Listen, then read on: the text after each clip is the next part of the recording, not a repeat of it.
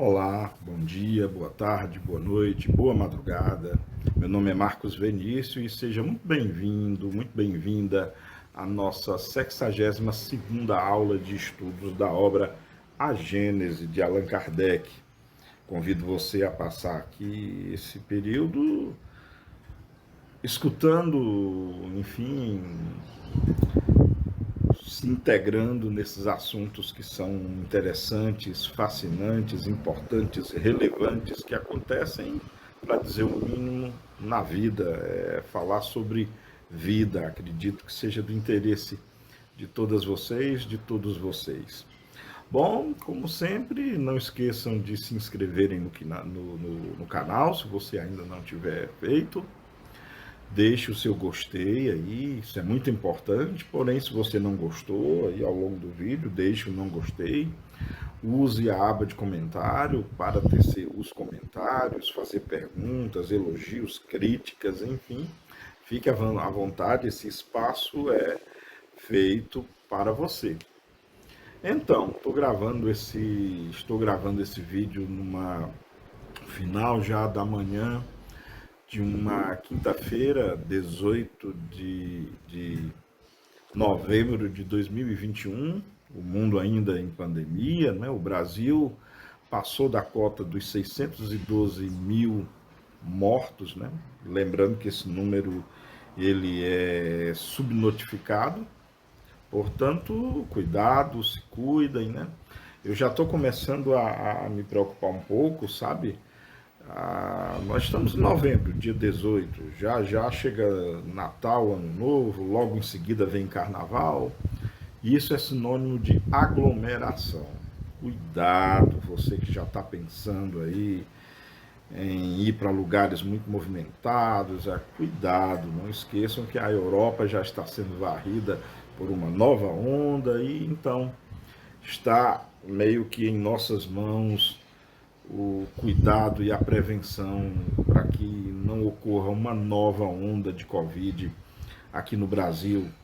Está em nossas mãos também a tarefa de impedir que esse vírus ganhe uma mutação e que se torne muito mais letal, que se torne muito mais agressivo. Cada vez mais que nós permitimos que esse vírus se propague, contaminando, né, os seres humanos, nós estamos dando a chance para que ele se desenvolva através de mutações genéticas e assim podendo se tornar muito mais agressivo. Então, cuidado, cuidado, ainda não é a hora de voltar ao normal, normal, normal, ainda não é a hora. Eu sei, já estamos há quase 2 anos nesse terror, nesse pesadelo, com medo de sair de casa, com medo de se aglomerar, mas eu pergunto a você que está me ouvindo agora, o que são 2 anos? O que seriam 3 anos se nós tivéssemos que termos esse cuidado por mais o ano que vem, 2022? O que são 3 anos diante da vida inteira?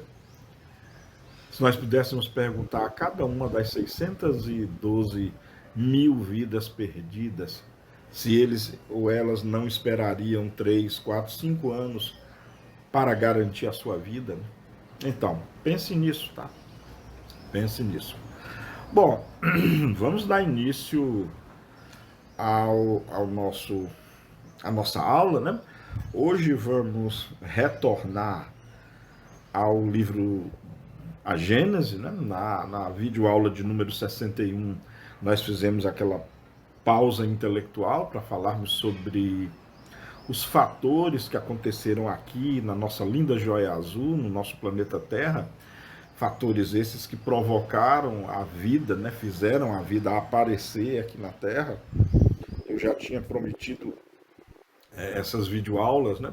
Eu estou pensando até em fazer outras pausas, abordando, por exemplo, darwinismo, né? A teoria da evolução de Charles Darwin, abordando talvez o aparecimento da vida na Terra, mais alguns detalhes, um pouco mais da divisão das eras dos tempos geológicos aqui da Terra, abordando os éons, né, os 4 grandes éons que já ocorreram aqui na nossa linda joia azul, mas para não comprometer o andamento do trabalho, né, aqui na Gênese, Nós não podemos também despender tanto tempo assim para isso, para que não fuja muito do assunto, tá? Então, por enquanto, não. Vamos continuar aqui com o livro A Gênese, né? Vamos partir agora para a segunda parte do livro A Gênese. A primeira parte fala de a Gênese propriamente dito, né? Todos nós, você que nos acompanha desde o início, e você que está chegando agora também, você pode acompanhar aí todos os 61 vídeos, aliás, 62 vídeos com esse estão disponíveis aqui no canal, você pode ter acesso, então. Mas vimos que até agora falamos de origens, começo das coisas, de tudo, desde a origem do espaço e do tempo, né, ou do espaço-tempo, como dizia Albert Einstein, até o aparecimento do homem talvez dos primeiros aspectos civilizados da espécie humana. Vamos entrar agora na parte 2, segunda parte do livro da Gênese, que se chama Os Milagres segundo o Espiritismo. Vamos abordar os milagres, começando com caracteres ou característica dos milagres, né? Então vamos abordar aqui, já iniciando o capítulo 13, né? Os milagres no sentido teológico, o Espiritismo não faz milagres, Deus faz milagres, uma pergunta que Kardec faz, o sobrenatural e as religiões. Então, esses serão os temas abordados aqui no capítulo 13. E é um tema muito interessante, a questão dos milagres, né? Que povoam muito o nosso imaginário, povoa muito os nossos mitos, as nossas fantasias, as nossas mitologias, né? E nós não podemos deixar de falar em Jesus Cristo. Jesus Cristo, que deve-se a ele um sem número de milagres, né? Haja vista que Jesus Cristo, pelo menos é o que está escrito na Bíblia, né, nos Evangelhos, ele ressuscitou pessoas, ele curou cegos de nascença, ele curou leprosos, curou aleijados também de nascença, ele curou pessoas com doenças mentais terríveis, ele, enfim, multiplicou pães e peixes. O que a doutrina espírita pensa sobre isso? O que a doutrina espírita, muito mais do que pensa, o que ela nos diz com relação a isso, tá? Então eu convido você a partir de agora começarmos a entrar nesses meandros, começarmos a entrar nesse aspecto, no mínimo intrigante, instigante e fascinante que povoa, acho que todas as religiões do nosso planeta, não somente as religiões cristãs, mas também ela, claro, talvez até principalmente, pois Jesus Cristo muito provavelmente obteve a fama que tem e realmente ele ficou conhecido na história, na verdade dividiu a história em duas partes, em grande parte devido à sua fama, devido aos milagres atribuídos a ele. E isso não é pouca coisa não. Então vamos com calma, com muita atenção, com muita lucidez, raciocínio lógico. Essas são as características da doutrina espírita. Essas são as características do codificador Allan Kardec. Então vamos lá. Começando já então no capítulo 13, né, caracteres dos milagres, começando com o tema os milagres no sentido teológico. No item 1, Kardec já nos escreve: na acepção etimológica, a palavra milagre, do mirare, que significa admirar, significa admirável, coisa extraordinária, surpreendente. A academia definiu-a desse modo. Aí quando ele fala academia, né, é um aspecto mais filosófico, tá? Então, a academia definiu-a desse modo: um ato do poder divino contrário às leis da natureza conhecidas. E isso é interessante aqui, ó. Um ato do poder divino contrário às leis da natureza conhecidas. E aqui tem duas questões que nós já poderíamos fazer de cara. Será que Deus ou qualquer dos seus emissários acho que é essa palavra, contrariariam as leis da natureza? Será que Deus, que postulou as leis da natureza e são leis perfeitas, será que Deus seria o primeiro a contradizer essas leis, a derrogá-las, a pôr por terra, a ignorar essas leis? Essa é uma questão. A outra questão que essa frase alude, quando ele diz aqui, contrário às leis da natureza conhecidas. E aí sim, será que nós conhecemos todas as leis da natureza? Será que não podem existir leis da natureza que nós ainda não conhecemos, que a ciência ainda não descobriu? Essa é uma outra questão que nós precisamos refletir com muita seriedade, porém também com muita serenidade sobre. Continuando no parágrafo 2, Kardec assim se expressa: na acepção usual, essa palavra perdeu, como tantas outras, a significação primitiva.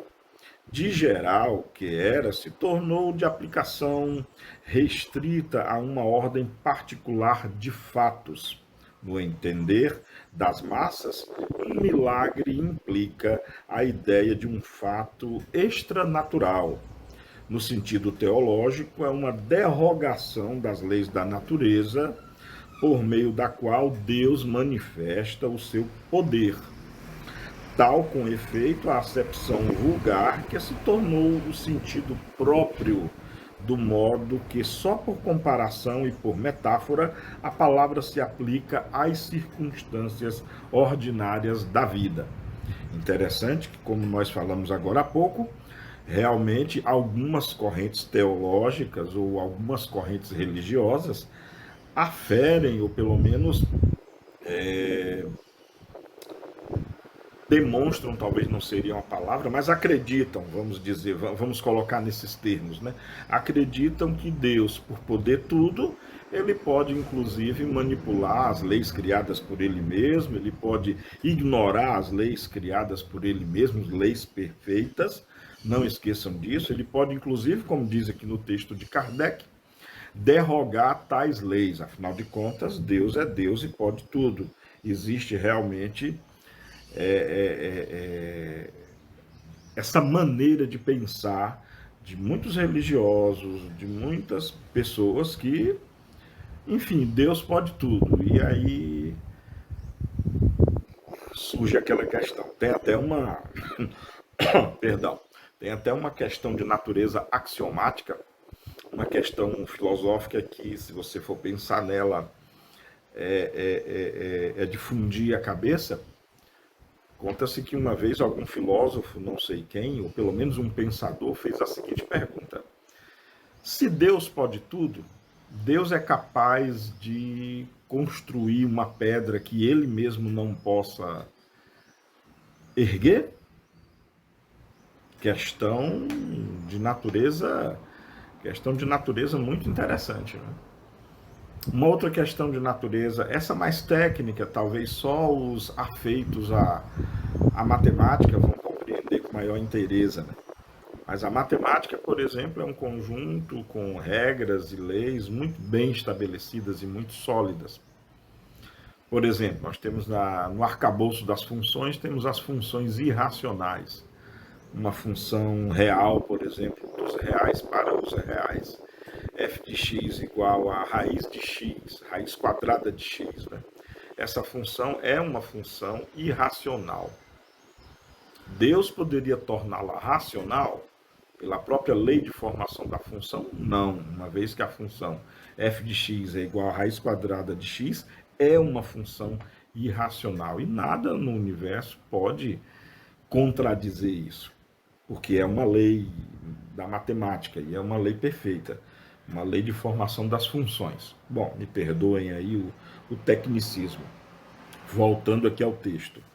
No terceiro parágrafo do item 1, né, do capítulo 13, Kardec assim escreve: um dos caracteres do milagre propriamente dito é o ser inexplicável. Por isso mesmo que se realiza com exclusão das leis naturais.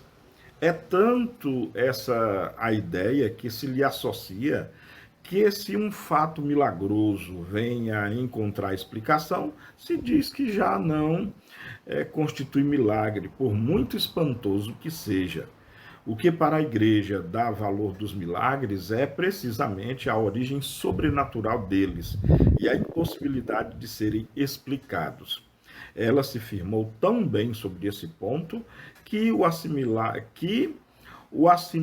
em si os milagres aos fenômenos da natureza constitui para ela uma heresia, um atentado contra a fé, tanto assim que excomungou e até queimou muita gente por não ter querido crer em certos milagres. E é isso.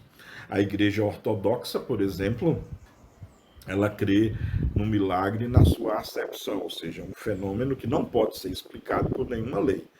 E isso faz sentido porque se, um, se um dado fenômeno ele é explicado por alguma lei da física, da química, por alguma lei biológica, então já deixa de ser um milagre, uma vez que existe uma explicação natural e científica para tal fenômeno. Né? Então, o que caracteriza o milagre é algo que acontece e que não há explicação plausível ou conhecida. E aí recai naquilo que falamos no início. O fato de não haver explicação, na verdade, não significa dizer que não há explicação. Pode significar que a explicação nós não conhecemos. Haja vista que é possível que nós não conheçamos todas as leis da natureza.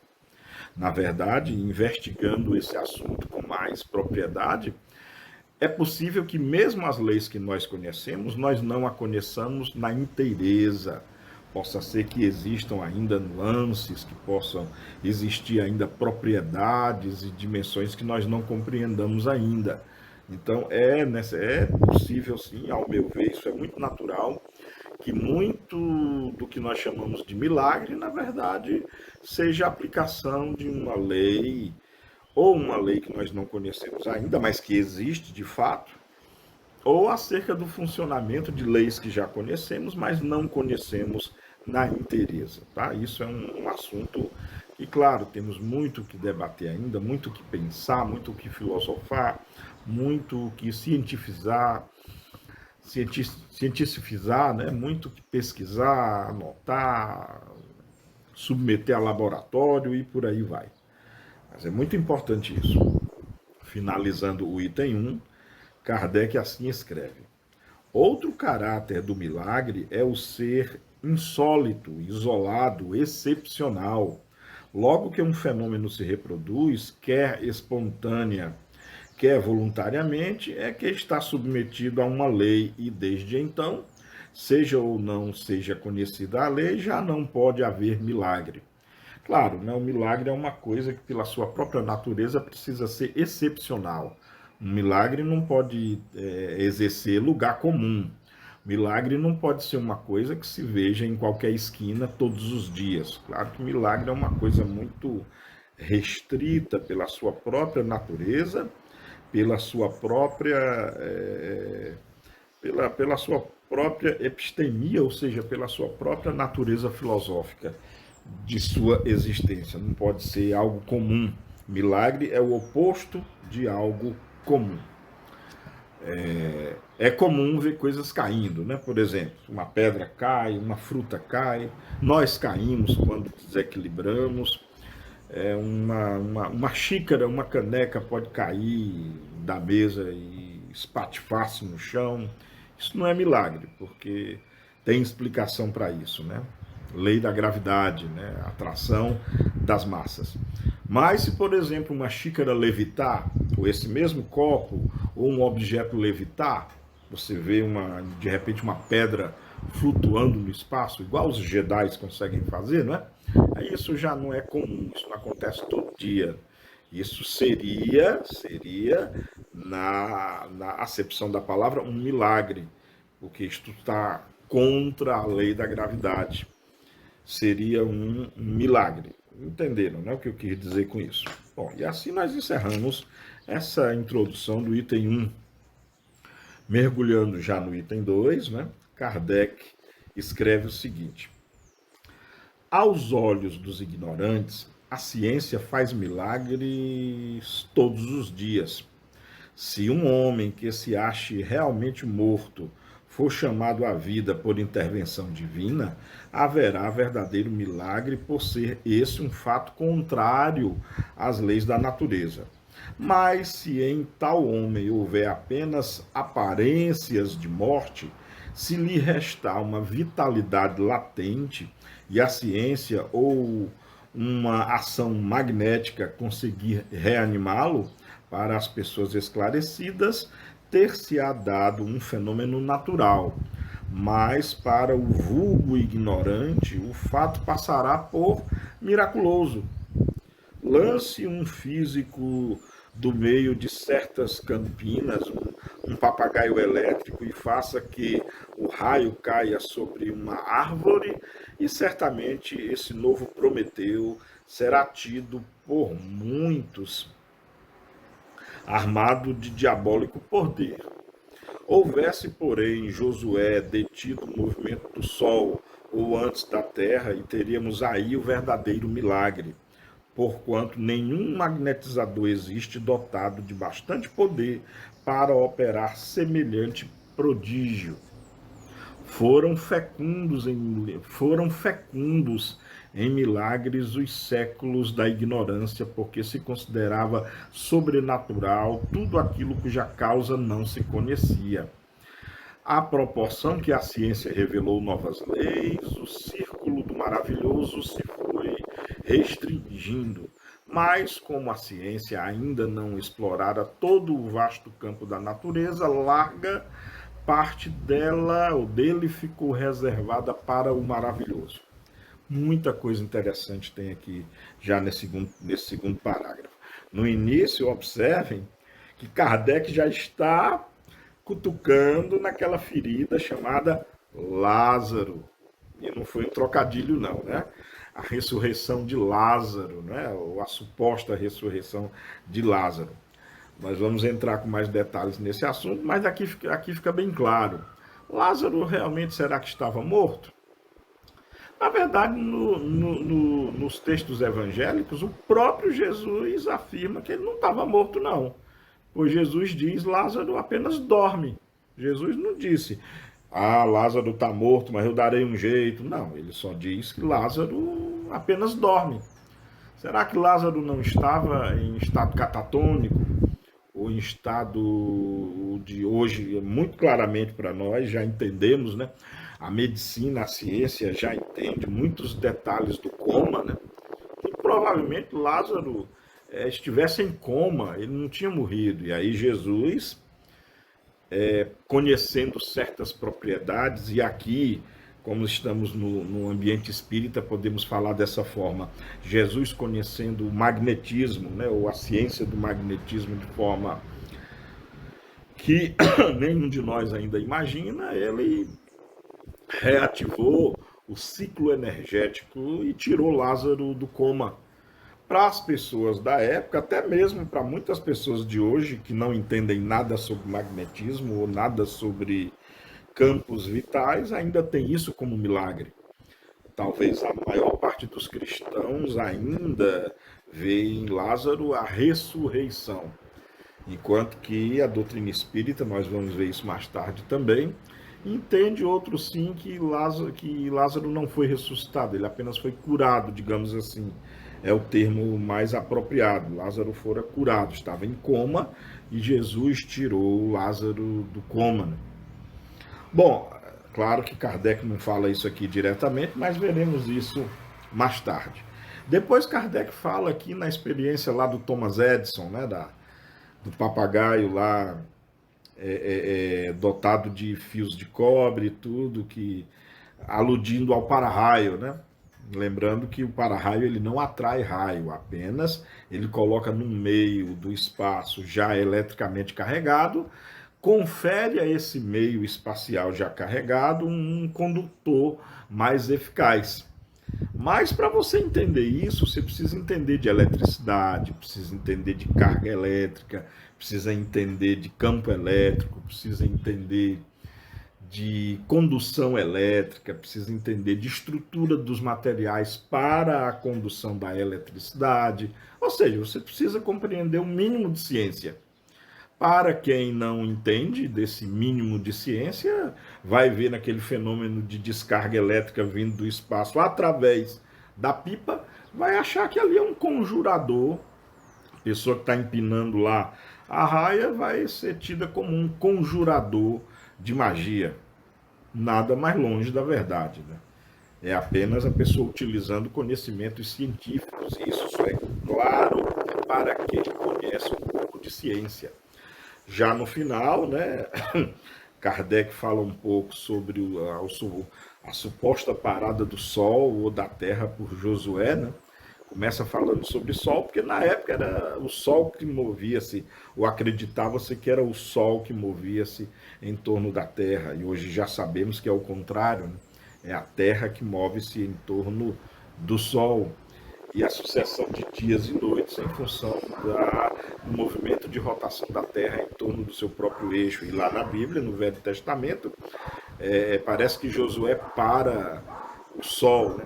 Na verdade, para o movimento da Terra. E isso cientificamente é impossível. Se a Terra fosse parada da forma com que Josué parou a Terra, o mundo teria se destruído de maneira. Claro, o mundo não teria explodido, mas só para vocês terem só para vocês terem uma noção do que isso seria, se a Terra fosse parada instantaneamente agora, os oceanos da Terra cobririam os continentes.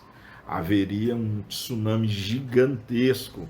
Seria a primeira consequência. Haveria um tsunami gigantesco que cobriria todos os continentes. Sem falar que o efeito da inércia, sabe a inércia? Todo mundo vê a inércia quando você está no carro ou no ônibus, né? Quando o motorista freia, de repente você vai para frente. Não é assim que acontece?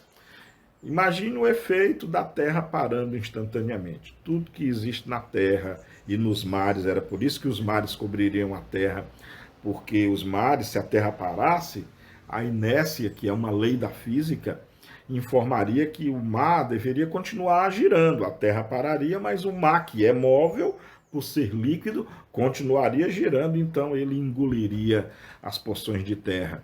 E como se isso não bastasse, os próprios continentes sendo freados abruptamente, tudo que estava de pé, árvores, edifícios, pontes, qualquer que fosse a construção ou edificação humana, seria destruída. Então, essa parada do Sol por Josué não faz muito sentido, não. E Kardec já pincela, por exemplo, essa contradição aqui, tá? Bom, no item 3, Kardec escreve, né, encerrando essas características, aliás, os milagres no sentido teológico. No item 3, Kardec explica: expulso do domínio da materialidade pela ciência, o maravilhoso se encastelou no da espiritualidade, onde encontrou seu último refúgio, demonstrando que o elemento espiritual é uma das forças vivas da natureza, força que incessantemente atua em concorrência com a força material.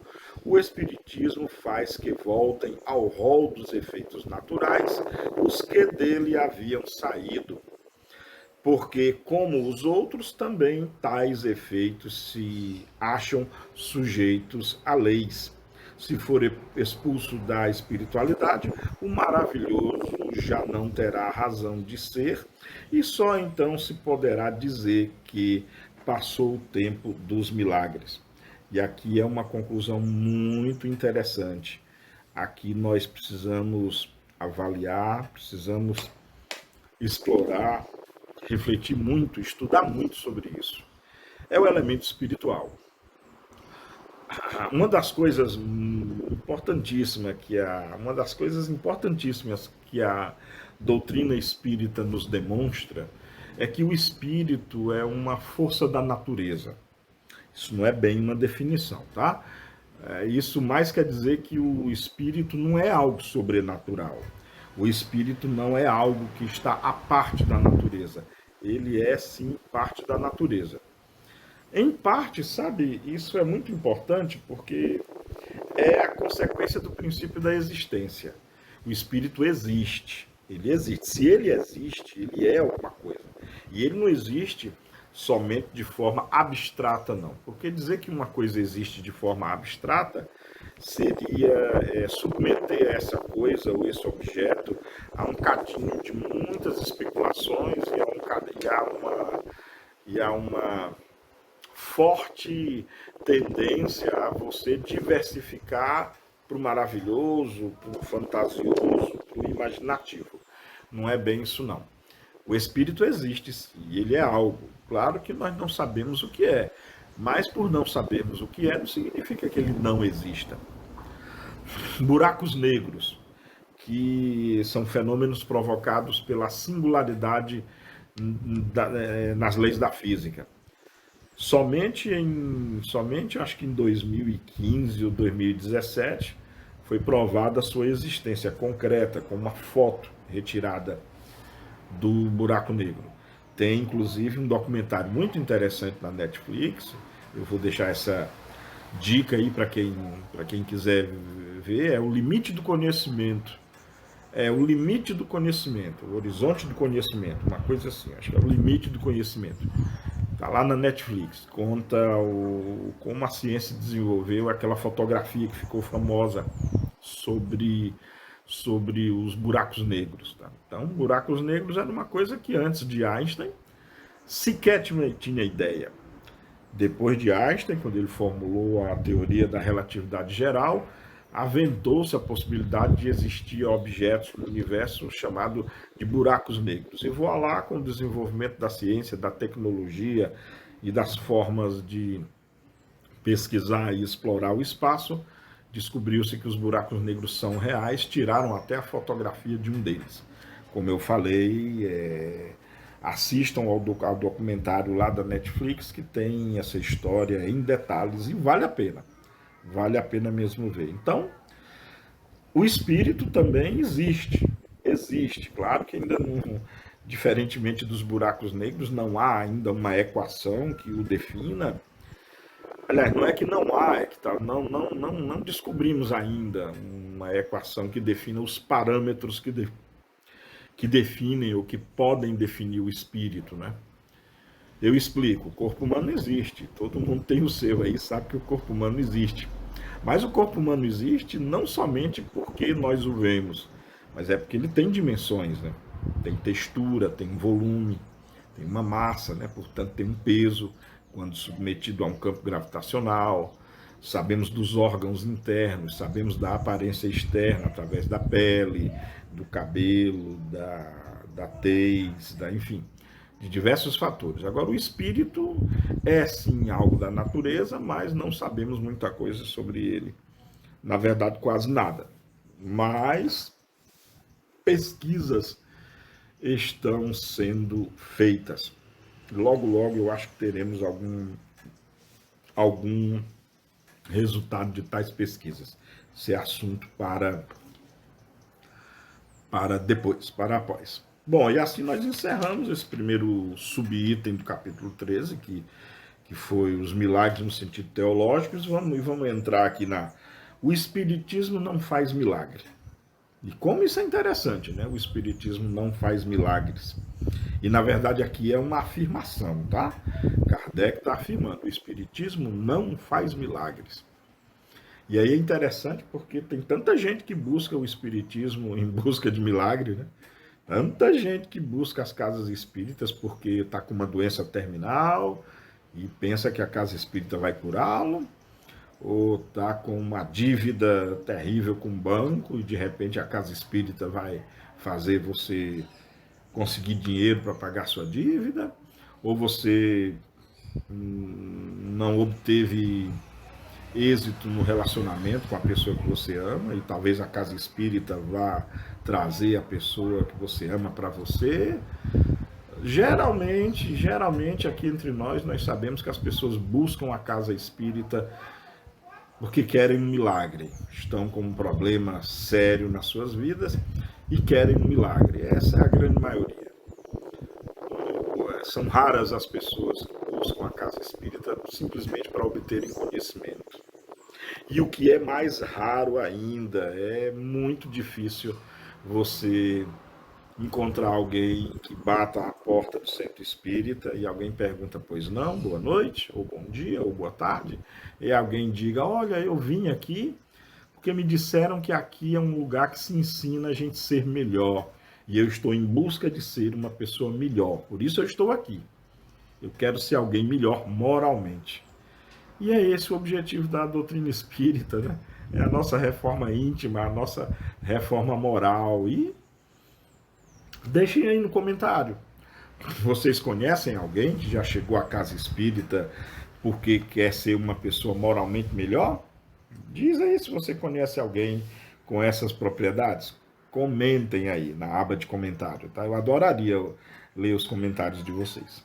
Bom, então, no item 4, já pertinente a esse subtema, né, o Espiritismo não faz milagres, Kardec começa da seguinte forma: o Espiritismo, pois, vem a seu turno fazer o que cada ciência fez no seu advento, revelar novas leis e explicar, consequentemente, os fenômenos compreendidos na alça dessas leis.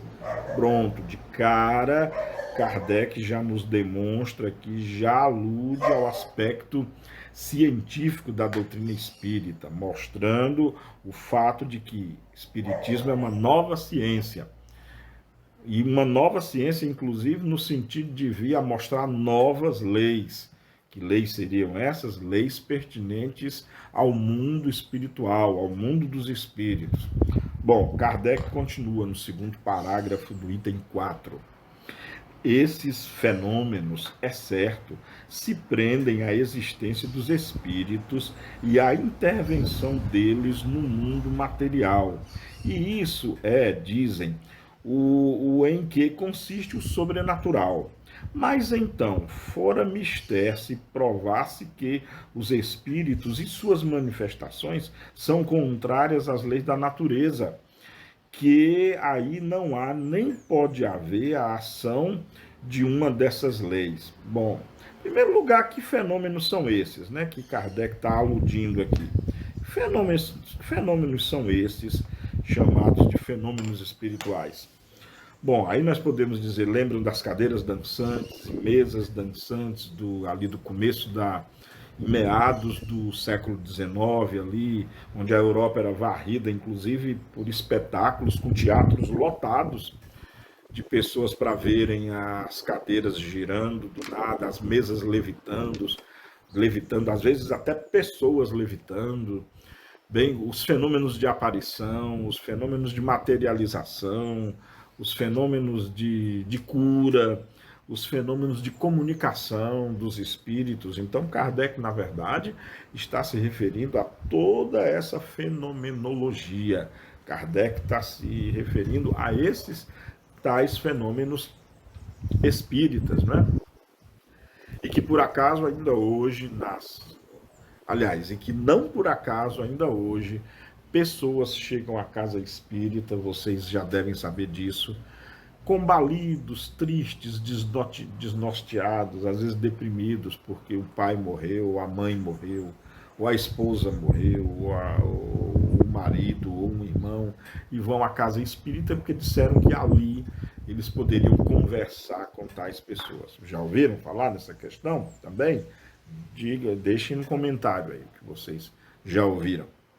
Então, Kardec continua no terceiro parágrafo. O espírito, e olha que isso aqui é uma definição, é muito importante. O espírito mais não é do que a alma sobrevivente ao corpo. É o ser principal, pois que não morre, ao passo que o corpo. Só um momentinho aqui, porque eu estou anotando aqui, ó, sublinhando aqui, né?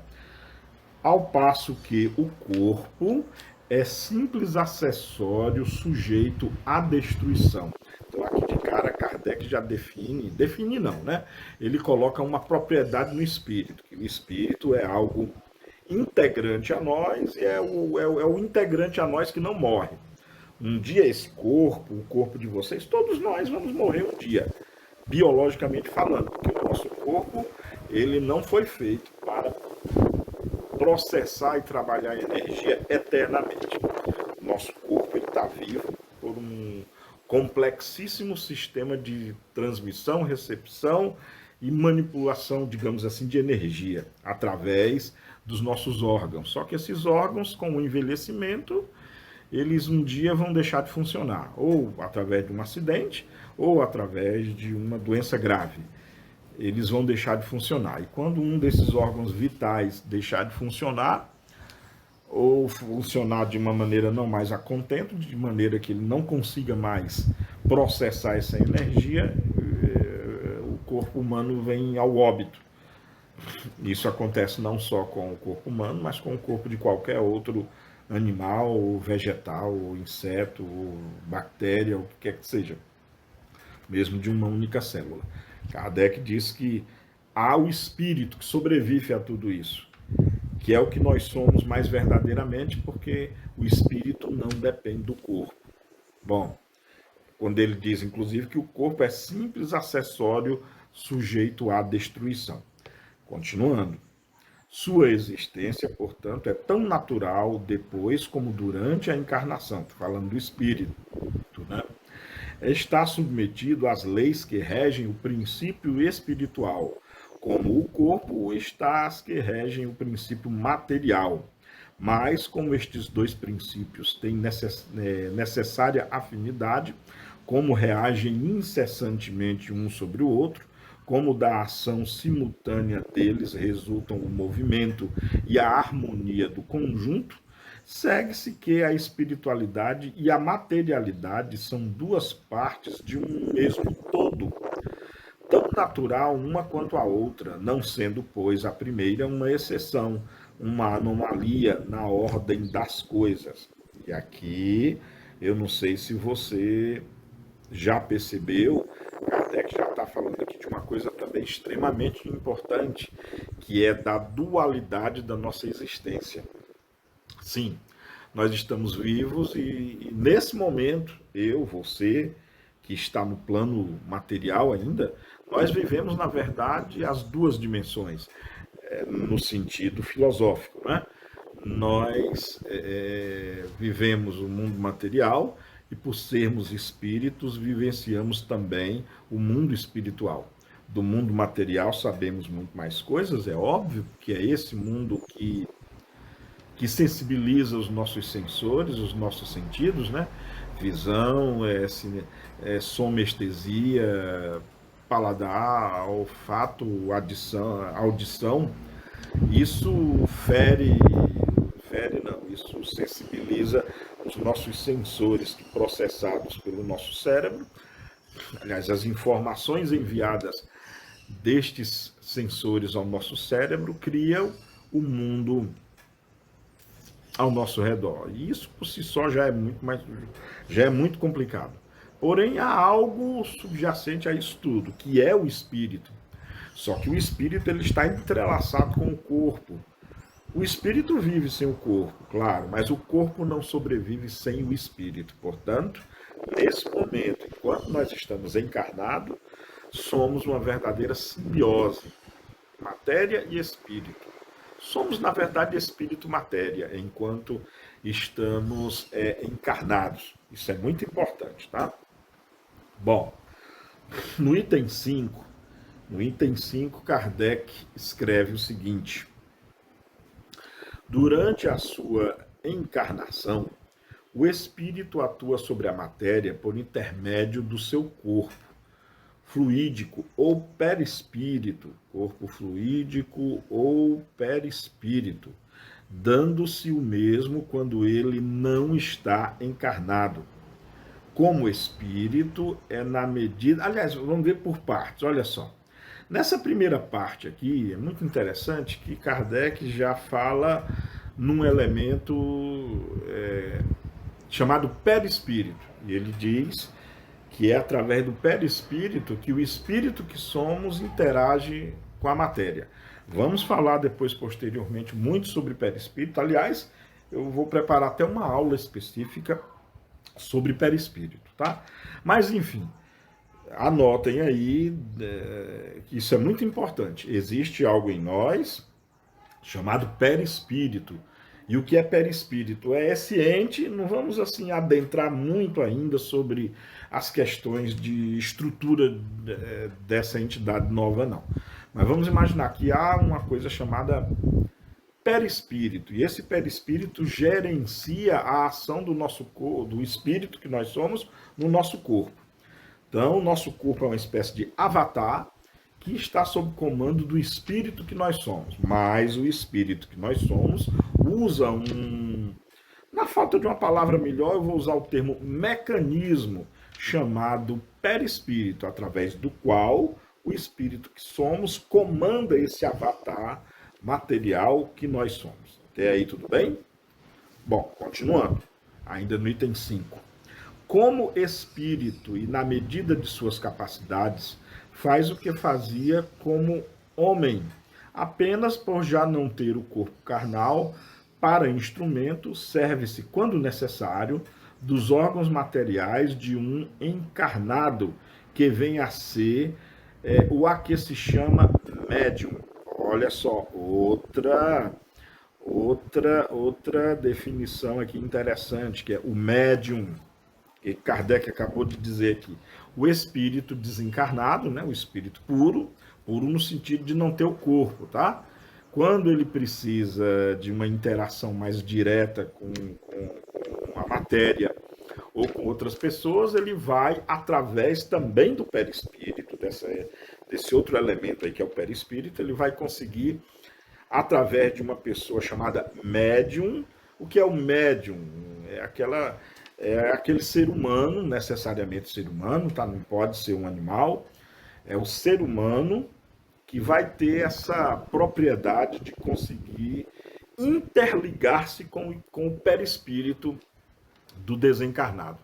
Na verdade, o encarnado também possui perispírito. Nós, como espíritos encarnados, possuímos também um perispírito. O perispírito faz parte do espírito, tá? Nós veremos isso depois com mais propriedade. Nos fenômenos mediúnicos, por exemplo, há uma ligação perispírito a perispírito, ou seja, quando um espírito precisa dar uma comunicação, por exemplo, psicografada, né? O médium vai psicografar. Então, o que é que acontece?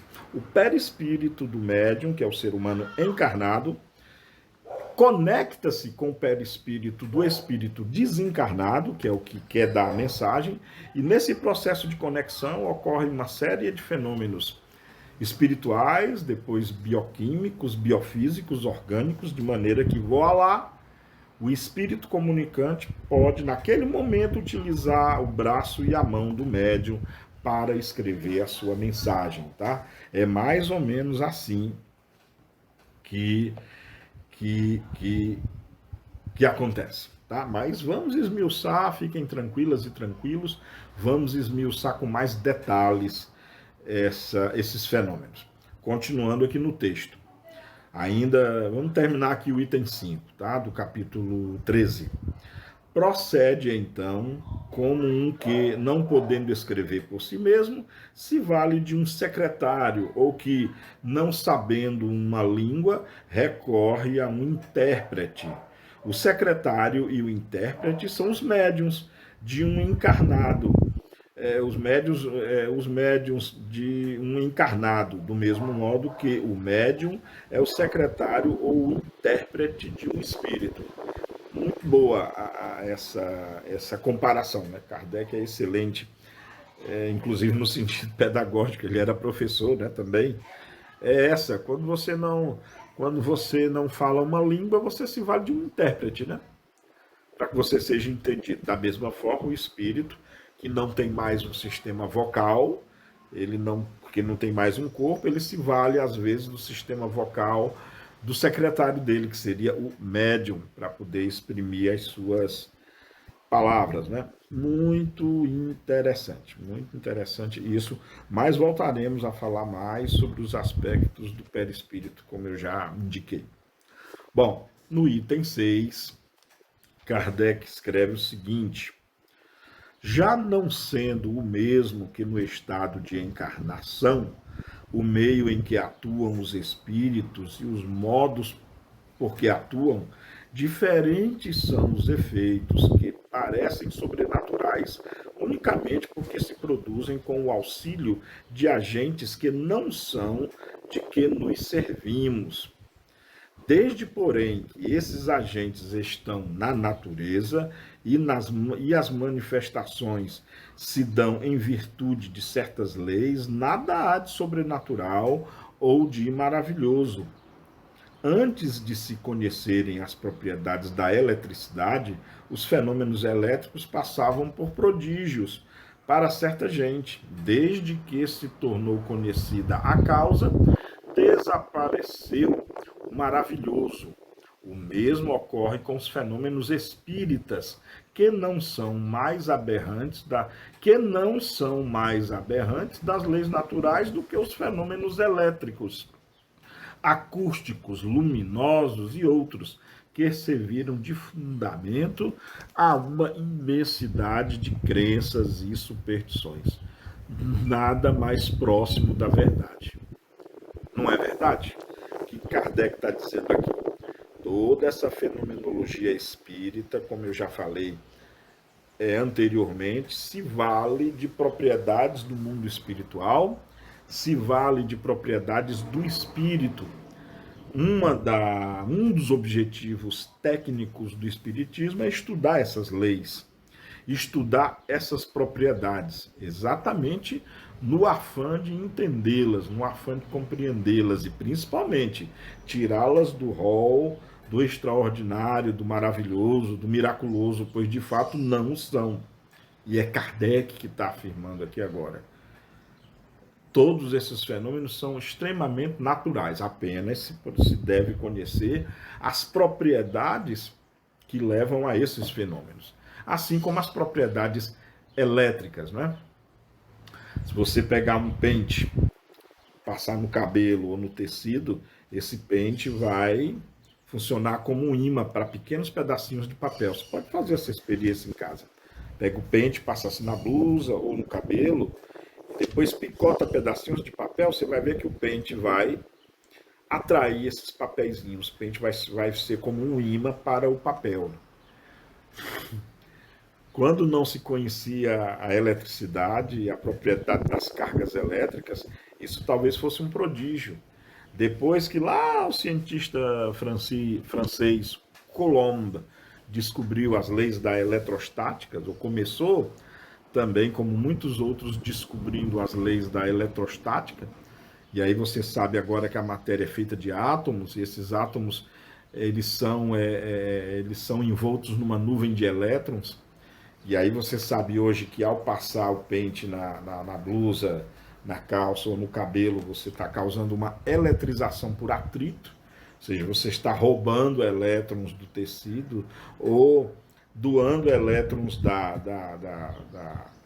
do pente para o tecido, causando aí uma eletrização, e essa eletrização induz a um campo elétrico, e esse campo elétrico pode ser atrativo ou repulsivo, e aí você consegue explicar por que o pente vai atrair as partículas de papel.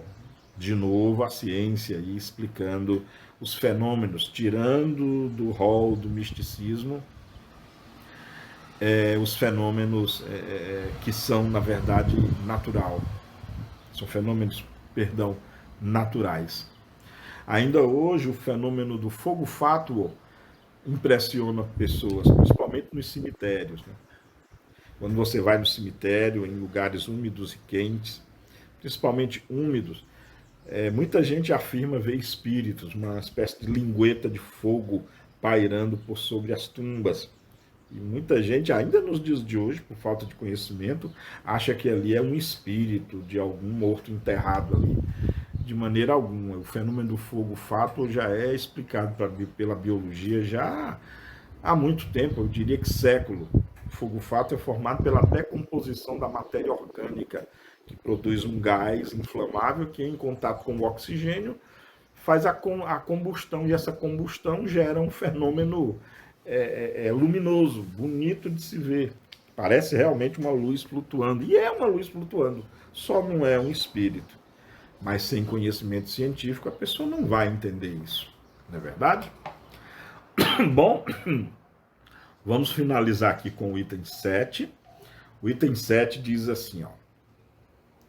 Entretanto, disse-a, admitis que um espírito pode levantar uma mesa e mantê-la no espaço sem ponto de apoio. Não está aí uma derrogação da lei da gravidade? Sim, da lei conhecida. Conhecem-se, porém, todas as leis? Antes que se houvesse experimentado a força ascensional de alguns gases, quem diria que uma pesada máquina transportando muitos homens poderia triunfar da força da atração? No vulgo, isso não pareceria maravilhoso e diabólico? E aqui Kardec está aludindo, por exemplo, ao dirigível, né? Lembra do Zeppelin? Que é feito de gás, os balões que levam pessoas, é o gás vencendo a força da gravidade. Né? Talvez pessoas vissem isso como um milagre no começo. Mas o gás hélio, por exemplo, que é bem mais leve que o ar, envolto lá naquela capa do balão, ele exerce uma força ascensional que você pode usar isso desde para balão de brincadeira, em festas juninas. Aliás, evitem brincar com balão, que isso é um risco. A rede elétrica nossa aqui ainda é aérea. Desde a balões e ao dirigível, por exemplo. Muito interessante essa analogia que Kardec faz. Continuando agora, né? Aquele que se houvera proposto há um século a transmitir uma mensagem a 500 léguas e se receber a resposta dentro de alguns minutos, teria passado por louco. Se o fizesse, teriam acreditado estar o diabo às suas ordens, porquanto então só o diabo era capaz de andar tão depressa. Hoje, no entanto, não só se reconhece possível o fato, como ele parece naturalíssimo. Ele está falando aqui do telégrafo, né? O telégrafo elétrico. Imagina se Kardec tivesse consciência do celular, do aparelho celular de hoje. Hein? Minha nossa, seria... Kardec falasse nisso, ele iria para a fogueira diretamente, como foi Giordano Bruno.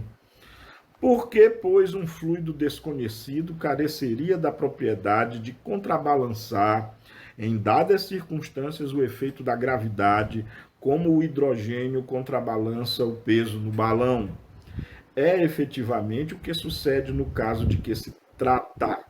Muito interessante. Muito interessante aqui. E aqui Kardec está usando o efeito das cadeiras ou mesas girantes, que muito se verificou que elas se moviam mesmo, ficavam no ar. Hoje já se sabe, através do magnetismo, e nada mais há de anormal, porque para que uma coisa possa flutuar, apenas nós precisamos de uma força vetorial contra a força gravitacional. A força gravitacional é sempre para baixo. Se você tiver uma força, se você quiser levitar um corpo, basta imprimir a ele uma força que seja maior do que o produto da massa pela aceleração da gravidade desse corpo. E aí o objeto vai flutuar, vai subir, vai se mover ou ficar estacionado, aparentemente sem apoio. E, na verdade, sem um apoio físico material. E isso os espíritos conseguem através da força magnética. que nós vamos falar também muito sobre magnetismo ao longo dos nossos estudos. Então é isso, recai naquilo que nós falamos no início. O milagre, o miraculoso, o maravilhoso, ele sempre, na grande maioria das vezes, vem do desconhecimento do princípio das coisas, do desconhecimento das leis que regem os fenômenos da natureza. E olha que tem fenômenos da natureza no mundo físico que nós não conhecemos ainda. Imagine os fenômenos do mundo espiritual. Quantos os existem que nós não conhecemos ainda as suas naturezas, as suas propriedades e as suas explicações. Não é verdade? Estamos começando ainda, estamos engatinhando, tá bom? Bom, assim nós encerramos por hoje. Obrigado por ter assistido até aqui. Deixe seu comentário aí, não esqueça de deixar o gostei se você gostou, ou não gostei se você não gostou, obviamente, de preferência, diga aí o que foi que lhe desagradou, tá? Estamos aqui para melhorar sempre, não quer dizer que eu vá conseguir não, tá? Eu tenho profundas limitações também, mas esse canal, como eu digo, é feito com muito carinho para todos vocês que, assim como eu, se interessam muito por esses assuntos, tá bom? Então fiquem com Deus, beijo no coração. Tem uma pandemia lá fora, não esqueçam, se for sair, usem a máscara, cuidem da constante higienização das mãos, evitem aglomerações, tá bom? Até a próxima e tchau!